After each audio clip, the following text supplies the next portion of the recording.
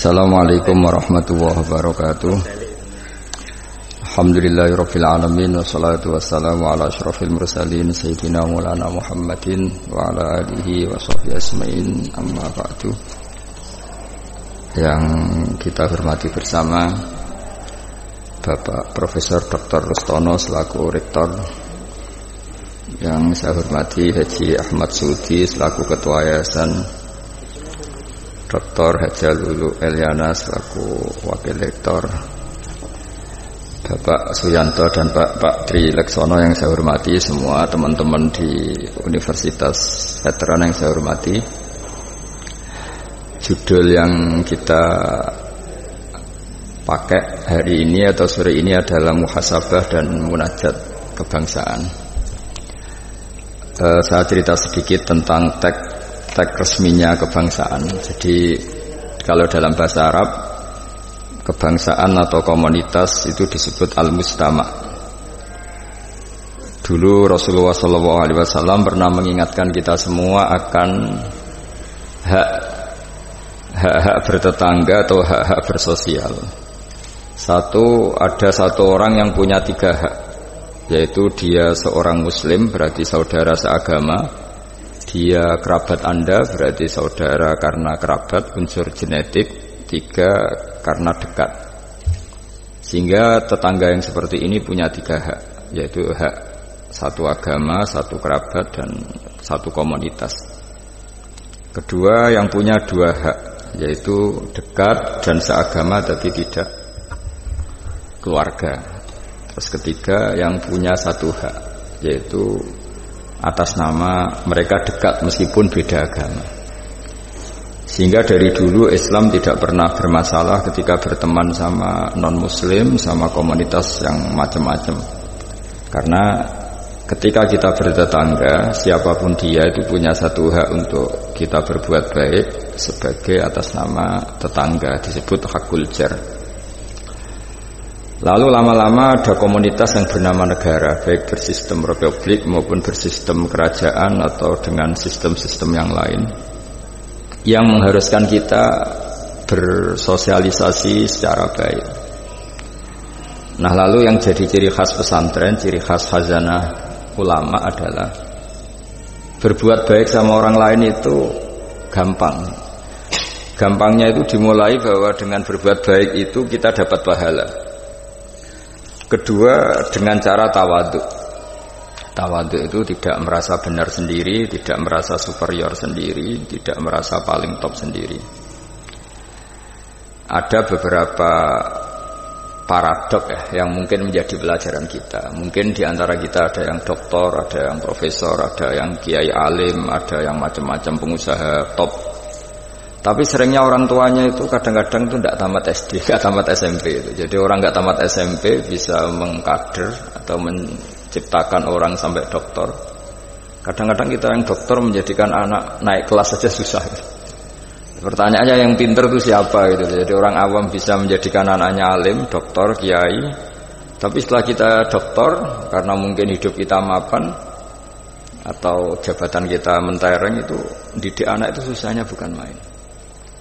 Sehingga di sini orang harus berlatih kearifan.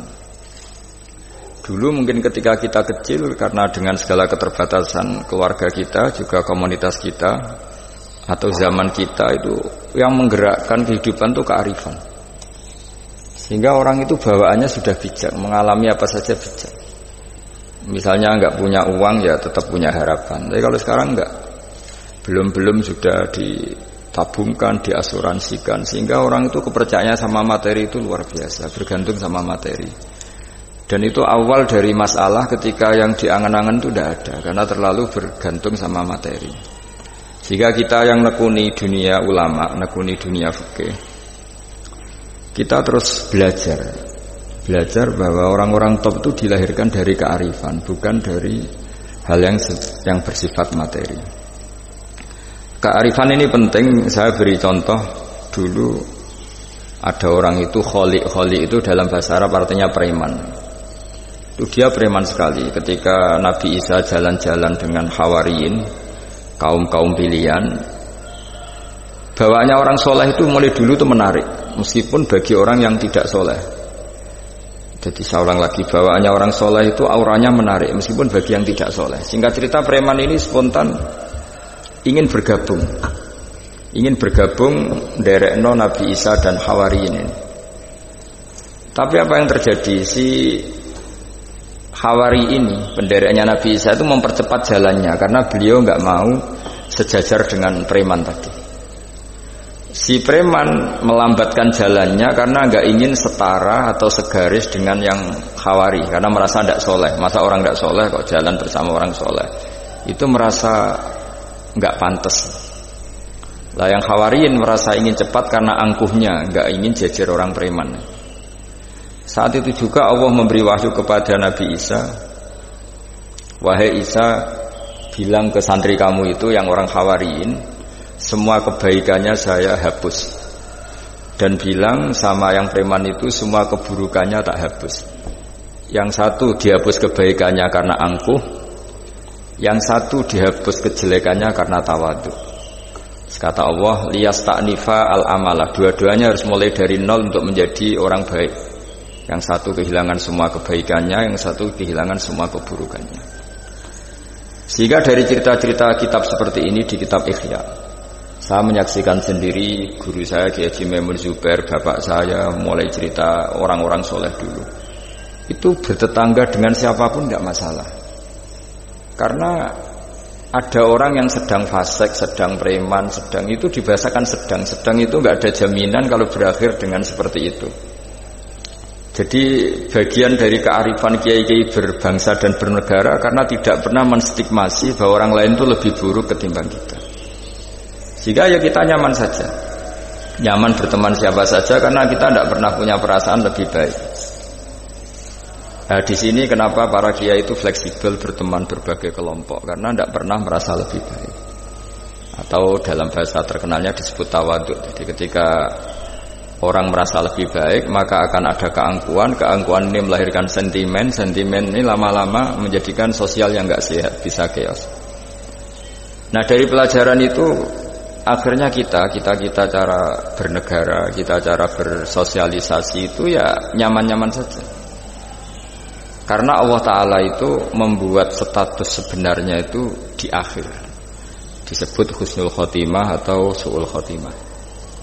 Jadi banyak dicerita orang-orang dulu, orang yang nyantri dari awal niat nyantri nggak jadi wali. Sunan Kalijogo yang pertama kenal Sunan Bonang karena ingin garong, karena ingin begal, dalam cerita-cerita yang legendaris itu justru jadi santrinya dan jadi wali. Jadi perkenalan yang awalnya tidak baik berakhir dengan baik. Kadang-kadang perkenalan yang baik berakhir dengan kroni, dengan macam-macam yang tidak baik. Nah, dari sekian peristiwa itu akhirnya para ulama menyimpulkan bahwa hanya biyadihi al-amru, hanya Allah yang bisa mengendalikan semua urusan. Sampai-sampai Nabi misalnya kurang berkenan sama namanya Wahsy, karena Wahsy itu pembunuh Sayyid Hamzah, paman yang paling dicintai Rasulullah. Itu mangkelnya Nabi sebagai manusia itu ya mangkel betul. Tapi sama Allah justru Wahsy ini dikasih hidayah, kemudian menjadi Islam dan Islamnya baik sekali.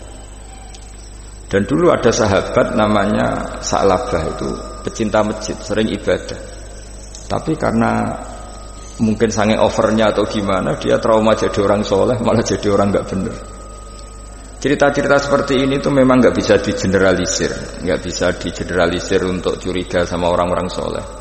Tapi saya pastikan cerita seperti ini tuh melahirkan kearifan bahwa manusia itu akan selalu dalam tanda petik ketakutan, dalam kekhawatiran bahwa mereka tidak bisa mengakhiri hidupnya dengan baik. Sehingga di sini melahirkan kearifan, dan dari kearifan itu kita bernegara itu akan baik, karena kita tidak mungkin menstigmasi kelompok lain itu sangat buruk atau sangat bahaya atau ancaman, karena kita sama-sama punya kearifan untuk berkawan, bersosialisasi. Dalam kitab-kitab yang saya baca, ini karena acara kampus, muhasabah yang sebenarnya itu ya dimulai dari hal-hal seperti ini. Saya sering baca kitab namanya kitab Al-Hikam. Itu beri satu pemikiran besar bahwa yang kita kira baik itu ya orang lain itu. Jadi kiai-kiai kecil itu kan lakunya itu ya di acara-acara kecil itu. Ya kalau kiai besarnya datang pasti ini enggak keduman itu. Jadi acara manakipan kok kiai besar datang, wong jadi lakon itu benda ada acara gitu saja kok yang besar datang pasti jadi tidak laku itu. Ada acara seminar di SMP kok yang datang rektor Unifek itu kan terus enggak payu yang narasumber kecil-kecil itu. Jadi dibalik datang yang niatnya merakyat justru menutup atau memahjubkan orang-orang yang harusnya jadi aktor di situ. Itu kan ibarat kita bikin toko besar di daerah-daerah tertinggal. Niatnya baik supaya daerah itu maju, kebutuhannya terpenuhi. Tapi ini yang retail-retail kecil menjadi terancam. Nah, di sini terus ada kearifan dalam kitab hikam yang dijelaskan itu. Manusia itu siapa? Manusia itu orang yang saat baik saja itu ada jeleknya, apalagi saat jelek. Dulu bapak saya sering guyon gitu. Kalau ada imam masjid istiqomah jadi imam terus. Sampai tua jadi imam tuh kan seringnya dipuji istiqomah. Tapi kata bapak saya itu ya gara-gara dia istiqomah itu tidak ada kader sampai orang lain frustasi jadi imam gitu. Jadi di balik istiqomahnya ini sebetulnya memahjubkan sekian kader imam gitu. Karena terus orang lain jadi imam nggak berani gitu. Dan akhirnya nggak ada kaderisasi. Tapi misalnya dia pelin-pelan juga tidak baik. Masa imam kok pelin-pelan kadang hadir kadang enggak. Orang yang terlalu mencintai istri juga gitu. Kalau terlalu harmonis pasti ibunya terancam, saudara-saudara keluarganya terancam, sehingga hubungan sosialnya dengan keluarganya kurang baik. Begitu juga dengan teman-temannya. Tapi kalau agama menyarankan dengan istri gak mesra juga keliru. Masa menyarankan begitu? Tapi kalau terlalu mesra pasti hak-haknya yang lain terganggu. Nah ini yang disebut muhasabah. Muhasabah itu kata kitab hikam, kita harus mengevaluasi bahkan dalam hal-hal yang tadi, yang baik. Termasuk dalam kitab itu dijelaskan bahkan minta surga saja atau minta neraka itu ya kadang-kadang kurang baik. Bukan karena mintanya yang kurang baik begini. Orang soleh, ini cerita orang soleh. Nanti orang-orang yang soleh itu kalau ketemu Allah itu masih digojlok lah, masih agak-agak disalahkan gitu. Kenapa kamu ibadah terus gitu? Gusti karena saya ingin masuk surga gitu. Yang satu ditanya, kenapa kamu ibadah serius? Karena saya takut masuk neraka gitu. Akhirnya Allah ngendikan masyhur itu dalam hadis, laulam akhluk jannatan wala naron alam akun ahlan an uto'a. Lalu andaikan saya tidak bikin surga atau neraka, lalu kamu tidak nyembah saya. Berarti kamu nyembah saya karena saya bikin surga, saya bikin neraka. Andaikan saya tidak bikin surga atau bikin neraka, berarti kamu tidak nyembah saya. Kaget orang soleh ini. Padahal Allah selalu Tuhan meskipun tidak bikin surga dan tidak bikin neraka. Tapi orang bisa baik itu karena dimotivasi ada surga dan neraka. Tapi andaikan kita menyembah Allah karena surga karena neraka, problemnya lalu kalau Allah tidak bikin surga apa neraka, apa kita terus tidak baik, tidak menyembah Allah. Sehingga kalau di Quran itu ada fattakun nar, tapi ada fattakun ya ulil albab. Takutlah kepada saya kalau kamu punya akal. Jadi takutnya bukan kepada tidak masuk surga atau takut masuk neraka, tapi takutnya pada Allah Subhanahu wa ta'ala. Begitu juga hubungan kita dengan istri. Tidak muji istri itu gimana? Kita misalnya ditanya, kenapa kamu mencintai istri kamu? Karena dia cantik, karena dia baik. Sebenarnya kalimat itu bahayanya adalah berarti suatu saat Mas aku nek serayu kira seneng aku. Tapi kebetulan rata-rata istri ini diomongin gitu tuh bangga karena dipuji cantik. Padahal sebenarnya ini masalah. Kalau mencintai karena cantik, suatu saat pasti tidak cantik. Artinya apa? Apapun pilihan kata kita sebenarnya ada banyak masalah. Karena tadi menurut kitab hikam, manusia itu siapa? Orang yang saat baik saja itu ada jeleknya. Kalau kamu mencintai seseorang karena dia baik, berarti suatu saat kalau tidak baik kamu tidak cinta. Bukan karena kemanusiaan. Kalau kamu menyembah Allah karena surga, andaikan Allah tidak bikin surga, berarti kamu tidak menyembah Allah. Padahal enggak, kita menyembah Allah meskipun andaikan Allah tidak bikin surga, tidak bikin apa? Neraka. Nah, evaluasi seperti ini itu dibutuhkan muhasabah, karena kita bernegara sampai sebaik ini itu barokahnya ilmu, barokahnya tawadhu. Tawadhu itu tidak pernah menvonis bahwa kelompok lain atau orang lain itu lebih baik ketimbang kita. Saya punya contoh. Saya punya santri, banyaklah cerita-cerita seperti ini yang tidak pati alim itu. Barokahnya ndak alim itu hidup di daerah-daerah tertinggal. Begitu juga di kampus lah. Gara-gara dia tidak kumplot mungkin atau mahasiswa biasa mungkin dia hidup di daerah-daerah tertinggal. Barokahnya apa? Karena hidup di daerah tertinggal. Semuanya dia itu pionir, heroik. Bikin masjid sendiri, nyari-nyari tanah sendiri. Ya sudah, akhirnya dia pendiri masjid. Begitu juga anak-anak mahasiswa yang di kampung-kampung tertinggal, mungkin dia mengadakan pipanisasi dari gunung atau apalah, bantu masyarakat, yang semuanya dia serba pionir. Tapi kita yang mungkin elit ya, beberapa santri yang pinter mungkin karena juara tahfidz atau juara apa, terus diumrohkan ke Mekah. Terus kalau ngaji di masjid mungkin ya disangoni pakai uang kas masjid. Begitu juga kalau kita kumplot mungkin beasiswa dapat dari negara, kita kuliah di Jerman, di Amerika. Nah nanti pertanyaannya ketika di akhirat itu bejo yang santri yang nggak pinter tadi, karena dia statusnya itu pendiri masjid, mengadakan masjid dari tidak ada menjadi ada. Sementara kita yang terhormat kadang-kadang hisabnya berat. Kamu ini kiai kok dapat salam template dari uang masjid. Jadi hubungan kita dengan ibadah itu mendapat, yang santri dapati pinter memberi. Mahasiswa juga gitu, mahasiswa yang kurang pinter itu hubungannya dengan negara memberi. Ada daerah tertinggal yang dia sebagai pemberinya. Pemberi itu artinya mengatur daerah situ yang tertinggal, punya akses jalan, barokahnya dia, punya mata air, barokahnya dia. Kadang-kadang yang pinter hubungannya dengan negara mendapat. Nah di sini namanya muhasabah. Jadi ya tapi terus kita menyariatkan kalau gitu goblok saja Gus, ya jangan masa goblok disyariatkan ini. Tapi kalau andekan semuanya pinter tuh ya kacau. Dunia ini ya kacau. Karena hubungannya pasti inginnya mendapat, bukan memberi. Nah, barokahnya hal-hal seperti ini alhamdulillah di Indonesia TV itu juga sering memberi penghormatan kepada orang-orang yang pionir di daerah-daerah tertinggal. Nah, ini penting saya utarakan supaya perasaan kita berbangsa dan bernegara itu jaga empati sama yang lain, jaga kehormatan, jaga. Saya sebagai kiai itu ya kadang-kadang itu nangis ya di depan Allah. Orang-orang yang dulu pekerja nyari uang ya, memang ya nyari uang. Tapi barokahnya punya iman sedikit atau mungkin imannya ya biasa saja, kerja di Korea bikin komunitas masjid. Mahasiswa yang di Jerman, di Amerika juga punya komunitas bikin masjid. Padahal kan di kampungnya itu mungkin orang yang sering ngerasani kiainya.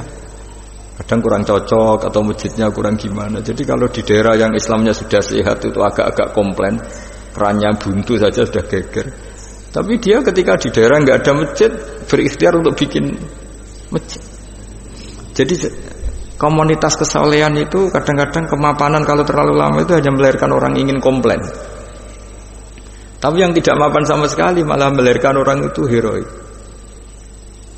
Ketika negara ini sehat, mungkin orang malah menuntut negara. Padahal sebelum berbentuk negara, orang semuanya ingin memberikan hartanya, bahkan nyawanya untuk memerdekakan Indonesia. Nah, sehingga pesan saya sama Universitas Veteran bahwa ketika kita mapan pun itu dengan asumsi tidak mapan, sehingga hubungan kita dengan institusi, dengan yayasan, dengan pesantren, dengan yang kita pimpin itu hubungan heroik, bukan hubungan mendapat.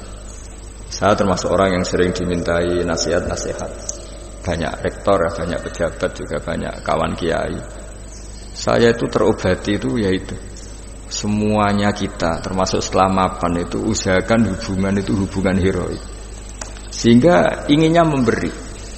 Nah, di sini disebut wa mimma razaqnahum yunfikun. Orang baik itu siapa? Orang yang hubungannya itu ingin memberi, bukan ingin mendapat. Sehingga Rasulullah berkali-kali ngendikan al-yadul ulya khairum minal yadis sufla. Di mana-mana itu tangan memberi lebih baik dibanding tangan meminta. Nah, sekarang kenapa banyak problem di beberapa negara? Karena ketika orang terus pinter atau pinter lah, saya tidak perlu nyebut terjadi apa. Hubungannya itu kalau sudah pinter jadi dosen elit harus dapat berapa, kalau kiai elit harus dapat berapa. Nah, itu kalau semuanya ingin mendapat, ini negara bisa pusing. Yang guru besar ingin dapat banyak karena guru besar, kiai besar karena kiai besar. Yang miskin juga ingin mendapat karena miskinnya. Nah, kalau semua orang yang pinter, yang bodoh, setengah pinter, setengah bodoh hubungannya dengan negara ingin mendapat, ini negara bisa keteter. Tapi kalau hubungannya ingin memberi, Atau kalaupun ingin mendapat ya sumbut lah, kalau orang Jawa sumbut dengan yang diberikan. Itu insya Allah semuanya akan stabil. Jadi intinya agama ini menitik beratkan supaya hubungan kita dengan orang lain, dengan negara itu kalau bisa hubungannya itu ingin memberi, bukan ingin mendapat. Tapi kalau semuanya yang miskin merasa berhak mendapat karena miskinnya, yang guru besar karena guru besarnya, kiai besar karena kiai besarnya, semuanya menarik dirinya sendiri, ini akan kacau. Nah, dulu zaman pra kemerdekaan atau kalau dalam Islam pra kemenangan, itu semua sahabat, semua saudara kita kalau dalam pra kemerdekaan ya semua orang Indonesia hubungannya sama negara itu inginnya memberi. Sehingga negara ini bisa berdiri, bisa merdeka ketika sebelum ada institusi, belum ada tata struktur negara. Sementara negara sesehat apapun kalau hubungan masyarakatnya ingin mendapat, itu berat.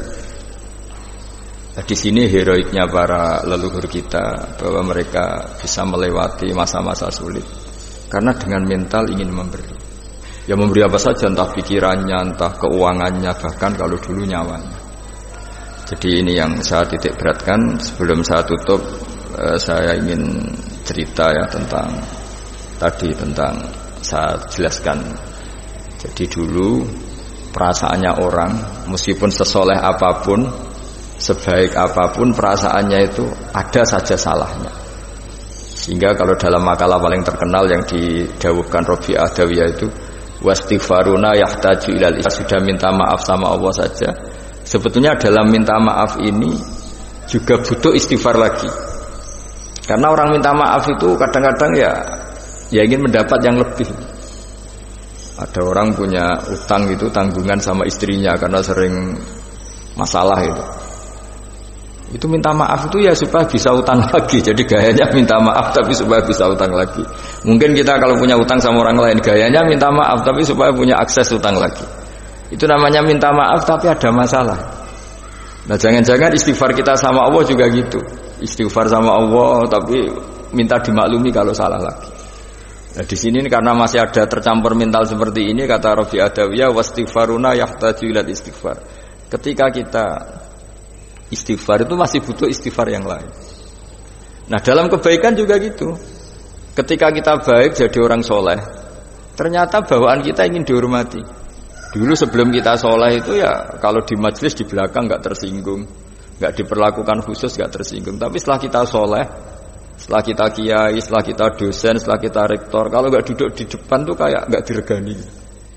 Itu ya termasuk mental-mental yang kurang baik kalau dalam ilmu tasawuf.